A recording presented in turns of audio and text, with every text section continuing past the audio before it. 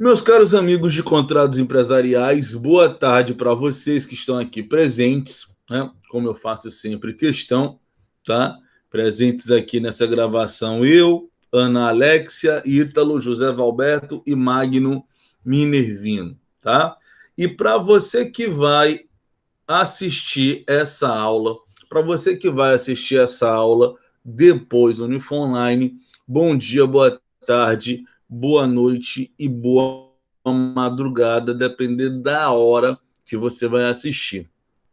Essa nossa aula de hoje, a gente começa um módulo importantíssimo, tá? Um módulo muito importante, relacionados aí a contratos empresariais, a contratos que interferem ou que influenciam, vamos dizer assim, no andamento de uma atividade empresarial, que é justamente, que são, não é, justamente os contratos bancários, tá?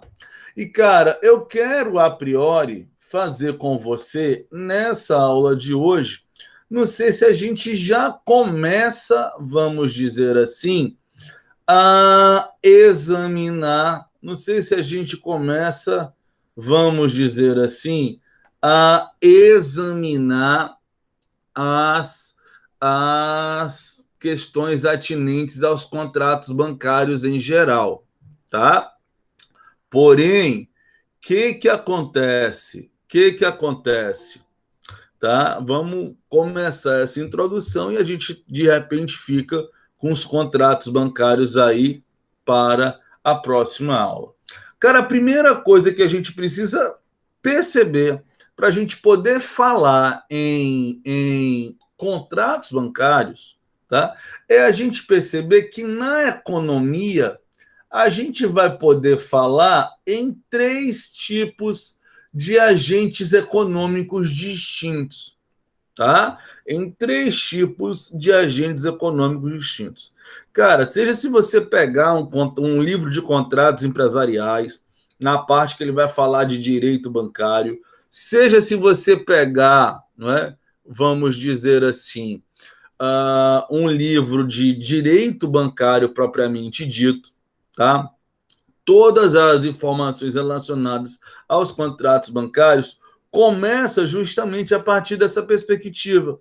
A gente precisa entender que o agente econômico, das três, uma, ou ele representa uma unidade de dispêndio com orçamento equilibrado, ou ele representa uma unidade de dispêndio uma unidade de dispêndio com superávit, ou ele representa uma unidade de dispêndio com déficit. Tá? No mercado, na economia, na realidade, a gente vai sempre perceber que o agente econômico, qualquer deles, se encontrará em uma dessas três situações. Tá? Para a gente perceber aqui, cara, unidade de dispêndio com orçamento equilibrado é o quê? É aquela unidade em que, vamos dizer assim, o valor da receita, vamos colocar aqui um R, tá? Perdoa a letra do professor que com mouse é sacanagem sair bonita, tá? Mas vamos tentar. Toda vez, cara, que o valor da receita for igual ao valor da despesa, nós estamos diante de uma unidade de dispêndio com orçamento equilibrado. Eu tenho receita suficiente que vai cobrir todo o meu custo da minha atuação. O orçamento aqui, então, ele se encontra de maneira equilibrada.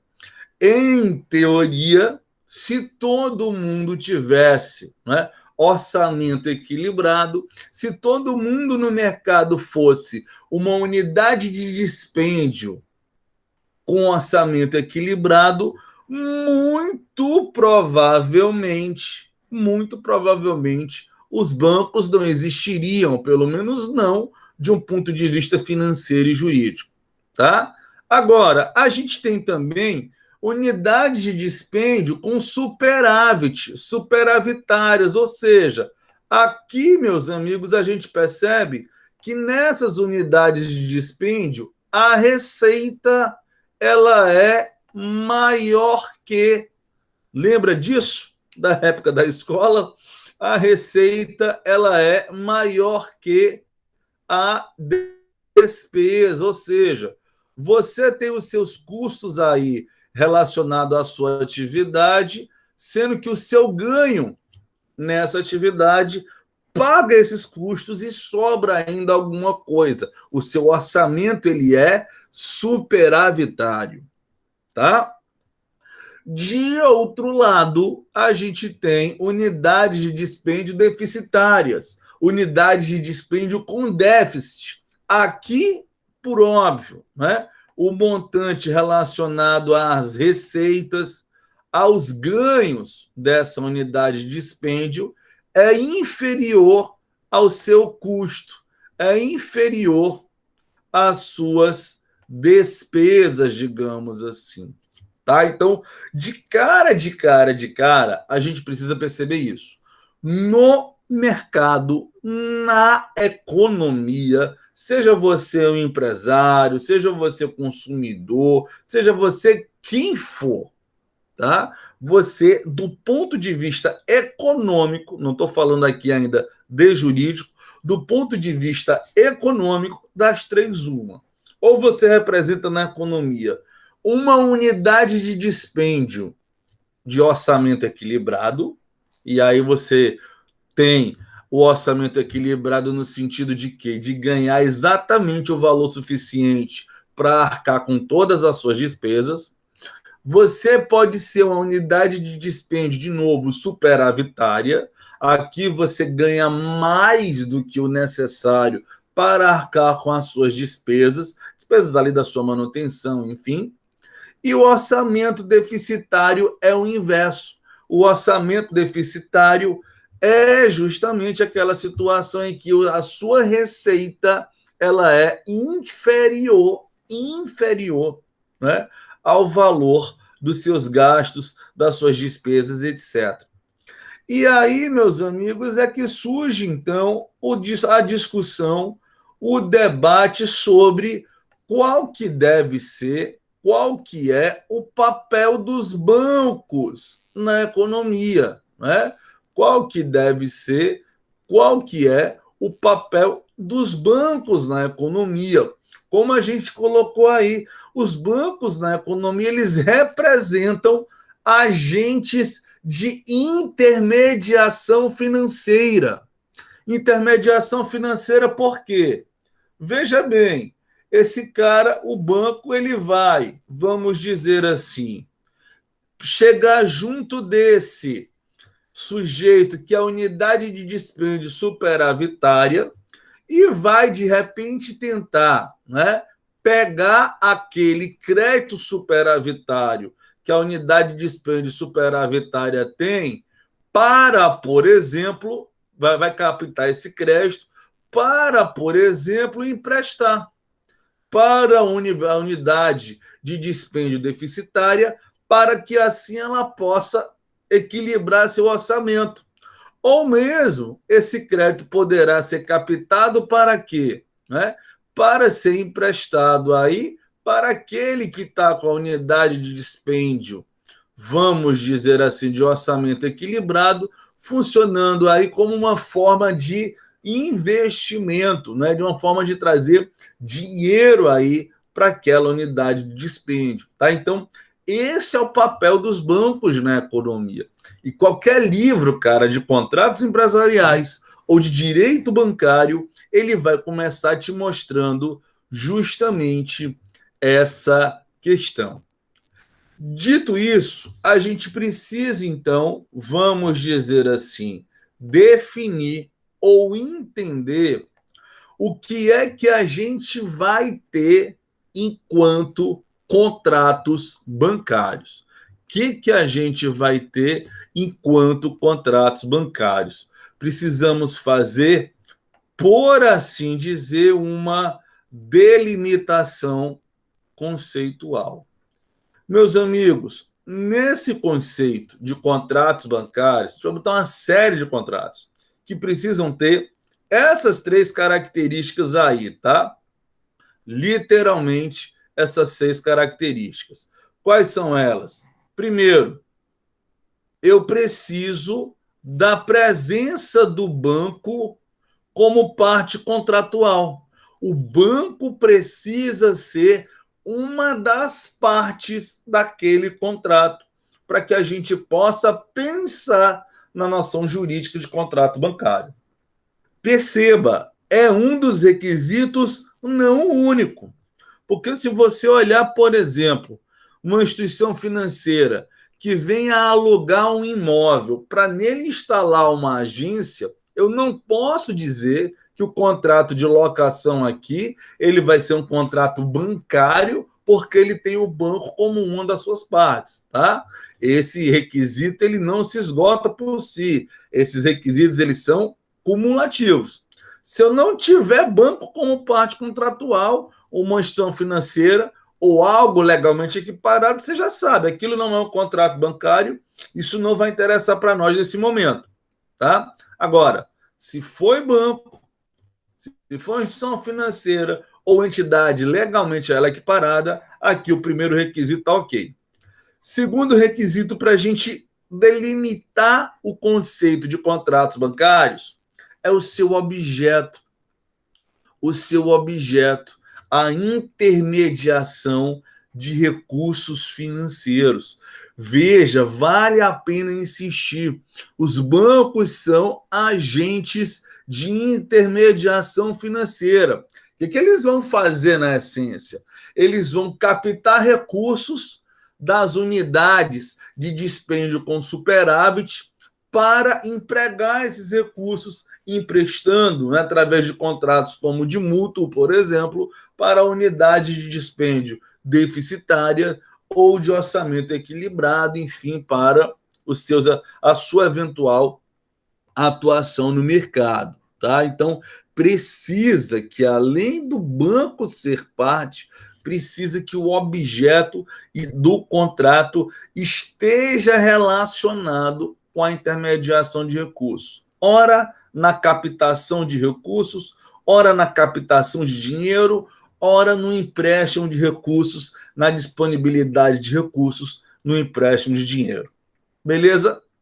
Importante destacar, cara, que a depender do caso concreto, né? A depender do caso concreto, esses contratos bancários, eles poderão ou não estarem submetidos ao regime jurídico do CDC. Tudo vai depender de quem? Tudo vai depender de quem é a outra parte contratante. A outra parte contratante é um consumidor, está na condição de consumidor, está na condição de destinatário final, de hipossuficiente, de vulnerável, se tiver aquele contrato bancário, ele será albergado pelo CDC. Imagina, por exemplo, um empréstimo que um determinado banco faz para um MEI. Tá? Aqui, em tese, a gente pode imaginar o CDC sendo aplicado, afinal de contas, o MEI estaria aqui na condição de vulnerável, de hipossuficiente. Agora, imagina esse mesmo banco realizando um mesmo empréstimo, só que agora para uma grande indústria. Tá? Aqui, em tese, a gente pode vislumbrar a situação em que o CDC não caberia de ser aplicado. Tá? Então, é a depender sempre do caso concreto. Pode ser que aquele contrato bancário venha a ser albergado ou não pelo regime do Código de Defesa do Consumidor, a Lei 8078 de 90, tá? Beleza? Bom, meus amigos, dito isso, é importante a gente perceber ainda o seguinte: a gente pode falar, se liga aqui comigo, tá? As chamadas operações bancárias ou contratos bancários ou produtos bancários. O que vai muito depender, não é? Vamos dizer assim, do que a gente está usando como doutrina. As operações bancárias, vejam, elas podem ser típicas, ou atípicas, tá? Elas podem ser típicas ou atípicas. Aqui é importante a gente bater, né, nesse conceito, porque, cara, há uma informação já consagrada no direito quanto a isso, né? Alguma coisa típica é alguma coisa que tem previsão legal. Alguma coisa atípica é alguma coisa que não tem previsão legal. Mas isso não funciona para esse conceito. Tá? Isso literalmente não funciona para esse conceito. Sabe por quê? Porque, cara, essa questão ela não está relacionada a ter ou não ter, vamos dizer assim, previsão legal. A tipicidade ou a atipicidade está relacionado ao padrão de atividade a ser desempenhada por aquele banco, ao tipo de operação, ao tipo de contrato que vai ser disponibilizado. As operações ditas típicas são aquelas operações, vejam, exclusivas, que somente banco, instituição financeira ou entidade legalmente equiparada poderá estar exercendo. Eu estou falando aqui do quê? Eu estou falando dos serviços relacionados à intermediação de recursos financeiros. Bem por isso, a gente pode falar, veja bem, em operações bancárias típicas, ativas ou passivas, tá? Ativas ou passivas. Quando é que a gente vai falar em atividade bancária ativa? Toda vez, meus amigos, que o banco aparecer naquele contrato na posição de credor, em todo e qualquer contrato bancário que eu esteja falando de recursos financeiros, tá? E o banco apareça na condição de credor, vale dizer, o banco está ali fornecendo recursos financeiros, o banco, então, ele estaria praticando uma atividade, uma operação bancária típica e ativa. Operação bancária passiva, meus amigos, seria o quê? Aquelas operações em que o banco ele vai atuar na condição, veja bem, de banco devedor. Banco devedor assumindo a condição de devedor, por quê? Porque ele estará captando recursos. Ele estará captando recursos para possivelmente fazer um posterior fornecimento. Se a gente voltar para o slide anterior, dá até para a gente trabalhar essa noção. Veja bem, né? Quando a gente colocou aqui, ó, quando o banco chega, por exemplo, na unidade de dispêndio com superávit e ela vai capturar essa receita superavitária, esse crédito excedente para manter o orçamento equilibrado, o banco aqui está assumindo a condição de devedor. Eu estou pegando esse crédito, a unidade se tornou credora do banco, o banco devedor com a obrigação de fazer a restituição dela quando previsto no contrato. Nesse caso, da relação aí, por exemplo, entre o banco e a unidade de dispêndio com superávit, nós falaríamos então aqui o quê? Que o banco que estaria sendo realizada ali, no caso concreto, uma operação bancária típica passiva, porque o banco estaria assumindo naquele contrato bancário a condição de devedor. Agora, capturei o recurso aqui da unidade. O áudio está ruim. Alô, estão me ouvindo? Alô, som. Alguém pode me dar mais algum retorno aí? Normal. Ficou ruim só agora? Voltou. Tá jóia, então. Tá jóia. Vamos lá, então. Então, voltando para a linha de raciocínio. O Alexia, Valberto, todo mundo. Deu para entender o exemplo aqui da operação bancária típica passiva? Essa relação do banco com a unidade de dispêndio com superávit? Deu para entender a lógica? A unidade credora, o banco devedor por esse valor, aí estaria o exemplo de uma operação bancária típica passiva. Operação bancária típica ativa seria a relação do banco com quem? Com o agente, né, de orçamento equilibrado ou com um agente de orçamento, né, deficitário, emprestando, fornecendo dinheiro. Aqui agora, o banco assumiria a condição de credor dessa operação, porque ele estaria fornecendo, vamos dizer assim, ele estaria fornecendo, vamos dizer assim, recursos financeiros, tá? Então, tá aí a ideia.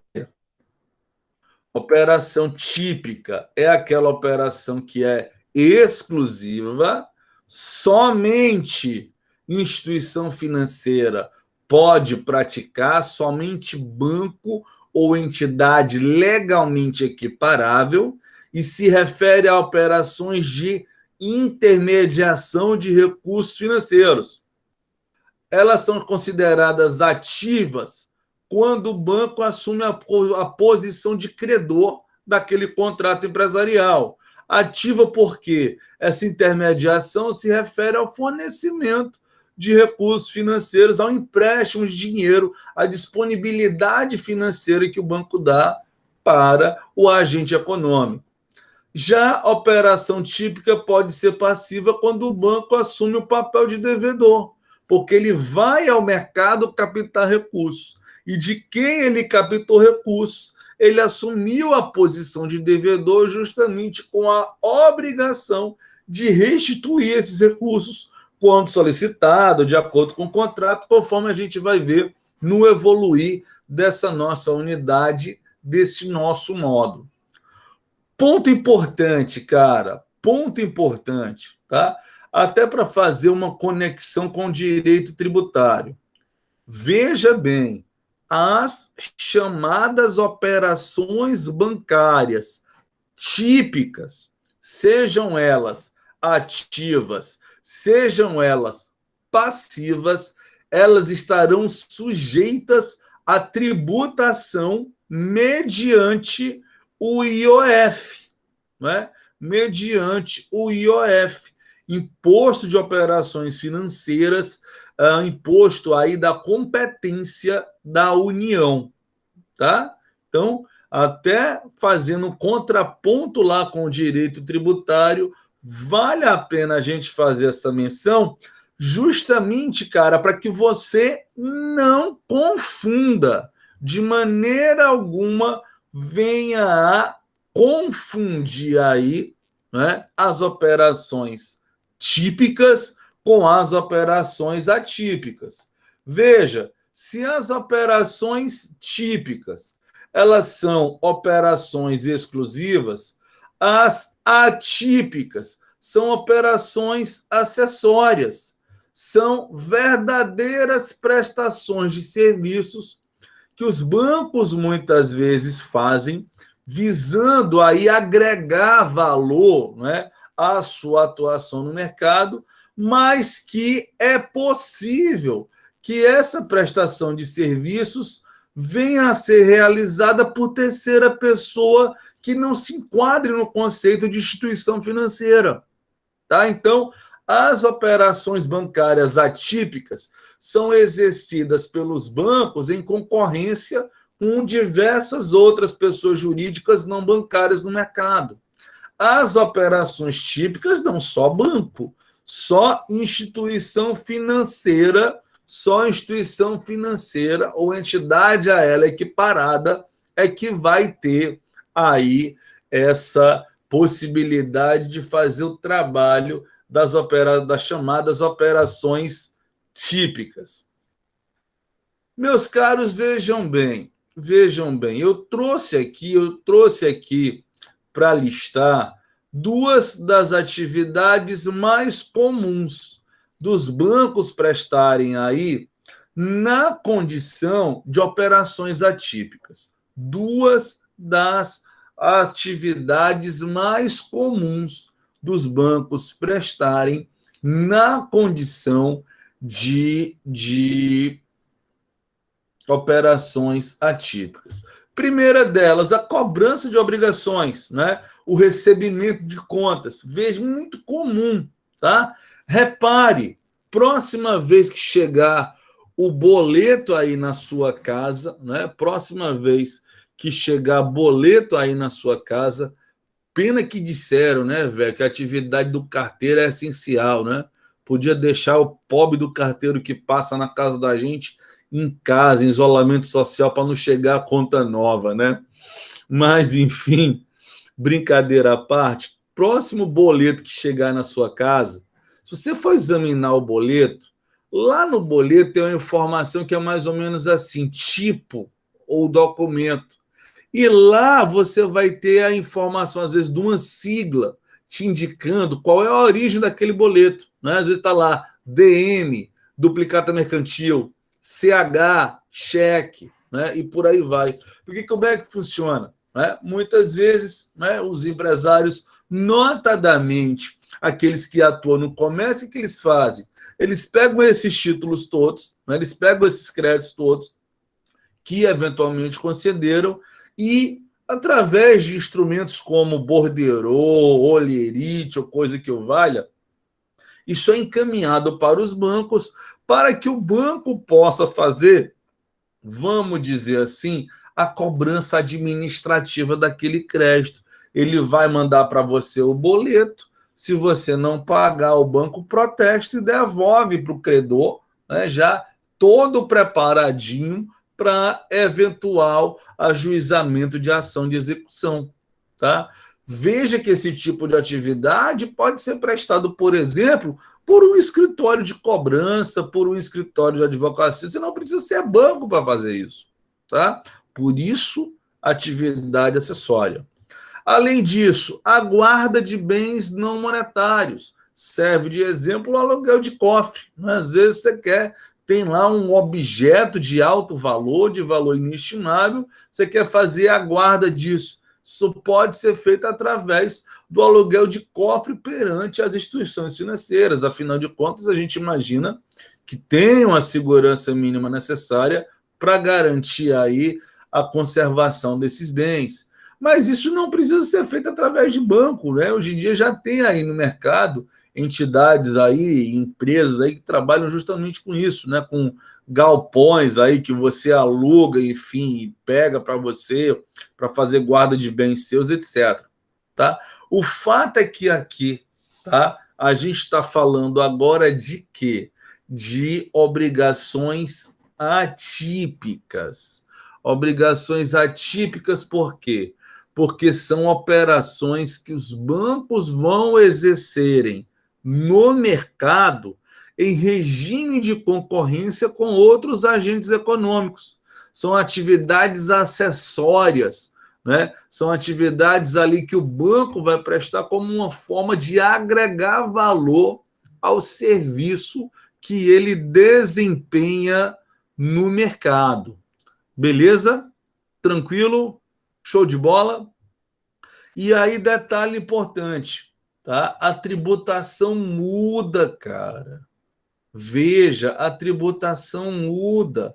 A tributação dessas operações atípicas ou acessórias é feita mediante ISS, Imposto sobre Serviços, né? Imposto aí de competência do município, tá? Então, é fundamental, cara, para a gente poder trabalhar bem aqui essa noção aí relacionada aos contratos empresariais, você perceber isso, tá?